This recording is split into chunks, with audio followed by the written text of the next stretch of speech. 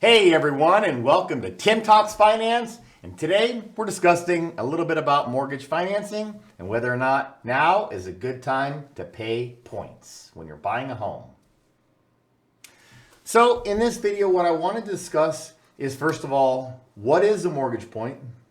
Secondly, how much does it cost? And number three, what are the advantages and disadvantages? Like, should we pay them? How do we pay them? Things of that nature. So let's start off with, first of all, what a mortgage point is. Because the first time I heard this, I thought it was like a game, right? Like a game of football. Like the more points that you get, the better off you are. But that's not how it works, okay? Here is what a mortgage point is, okay?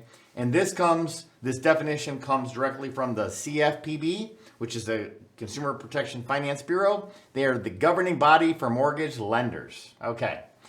Definition. Generally, points and lender credits let you make trade-offs in how you pay for your mortgage and closing cost points, also known as discount points, to lower your interest rate in exchange for paying upfront fees. Lender credits lower your closing costs in exchange for accepting higher interest rates. Okay, so like government jargon, right? What does this mean in English? All right, so quite simply, let's say this. Let's say that you're buying a house for $500,000, put down $100,000, getting a loan for $400,000. The lender tells you you need to pay one discount point on your $400,000 for obtaining the lower mortgage rate. Well, 1 point is 1% of $400,000 or $4,000. Likewise, if the lender says that you're getting an interest rate, and because of the interest rate, you're going to get a $4,000 lender credit, then what's happening is the lender is taking the higher interest rate in exchange for paying your closing costs. Okay, so there's risks involved to both parties. But the biggest thing for you to understand is that it's like a teeter-totter. If the rate goes lower, the closing costs go higher. And if the closing cost goes lower, then the rates go higher. The next thing we need to understand is the definition of par. And par is right in between a lender credit and a mortgage point that you're paying. It means you're not paying a point and you're not getting a lender credit. It's your exact rate. Okay, so all of this sounds really confusing. I know I'm more of a visual person myself. So let's do this. Let's go right on to like a mortgage calculator where we can see some live pricing today. And then what we're going to do is try to understand what points look like, what lender credits look like, what the difference is, and how they all kind of come together with the numbers, because really that's what's important, right? Let's go check out this scenario that I have right up here. And for this scenario, we're going to call this video pricing, and we're going to look at conventional mortgage rates with a 760 FICO score. We just put in some basic information here, but like I said, a $500,000 purchase price with the loan amount of $400,000. And we're going to end up here with what we call our rate stack once we've selected our product. Okay, now a few minutes ago I told you that the par rate means you're paying no points or paying zero fees. That's your neutral interest rate, your exact interest rate. In this scenario, your exact interest rate is 5.998, okay? And you can see that because here, underneath dollar amount, that's actually points amount, okay? But they put it in terms of dollar amount. Now, when you look underneath a pricing amount, that's your points amount, okay? So when you look right here, this is 1.255 points or $5,200.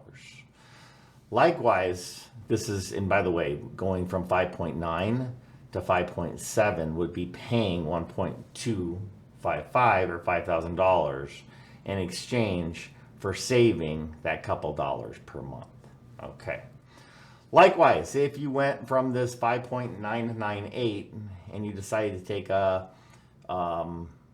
interest rate of 6.375, that would get you about a point of a lender credit, or 43.44, in a lender credit or less of closing costs. Okay, so that's kind of how the numbers work. And so does this all make sense for you to pay a point now in this market, now that we've kind of analyzed a little bit of the points? Well, well, it all depends. Like, if we keep seeing rates go up like 8, 9, 10, 11, 12, 13, 14, then it might seem like a wise idea if you look back and say, man, I'm glad we paid those mortgage points and got rates in the 5s. Or if rates actually go down, then it could cost you tens of thousands of dollars more in the long run. So, how do you know if paying points is right for you? Well, first of all, you got to ask yourself this. What is the purpose of buying the house? And how long do I need to keep this loan? Am I going to own or occupy the home? Or is this an investment? Is this a second home? Or am I buying this for a kid, right? Then it becomes a little bit more clear as to how long you're going to keep it. And then you can do some more math to find out which loan would be cheapest for you with that scenario. Likewise, you might want to consider other strategies, okay? Let me give you a little idea of what I mean. The second thing I would ask is your market competitive enough that prices are starting to either go down a little bit or at least sellers are starting to offer some incentives to buy a house. Because this could be the game changer right now. And here's why. Let's say a seller really needed to sell. Let's say that they had that thing priced at $500,000, but they can only take a $25,000 or a 5% drop. That's all that they could afford to take, or they're going on to the next offer. But you can't afford that payment, right? You can afford the payment at maybe $450 or $425, but not at, $475. They want $500, but again, they're willing to give you up 5%. So what if we did this? What if we strategically thought, well, hey, instead of having them drop the price by 5%, what if we took the 5 points and then we applied that to our interest rate buy down? So we're taking the seller's money to pay for our points on our mortgage. What does that look like? Let's take a look. That might. All right, so right here, the lowest interest rate that you can get on this particular scenario is 4.75.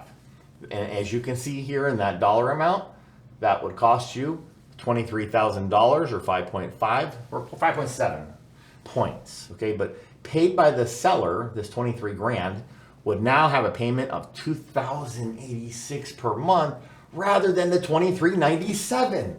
Guys, that's like a payment drop of $311 a month. Okay, so I don't understand why we're all not thinking about these type of strategies in this type of market, because right now is absolutely the time to think about financing strategies. Leverage your money right now because we're going into some hard times. So while there's no way to really tell exactly whether or not somebody should or shouldn't pay points in just a generic overall video like this, what I can tell you is that you need to hire a real estate team to come up with a strategy like what we just talked about. This is kind of a simple strategy just to show you. There's tons of other strategies out there. So whenever you're out there looking for a home in the market, ready for your financing, make sure you get with a local mortgage licensed broker or licensed loan originator. That way they can help you decide what's the best solution for your specific situation. So if you guys know of anyone that could use information like this, please share this video with them. And as always, thanks for tuning in. We'll see you in the next one. If you like this information, consider sharing, liking, subscribing. We'll see you in the next one, folks.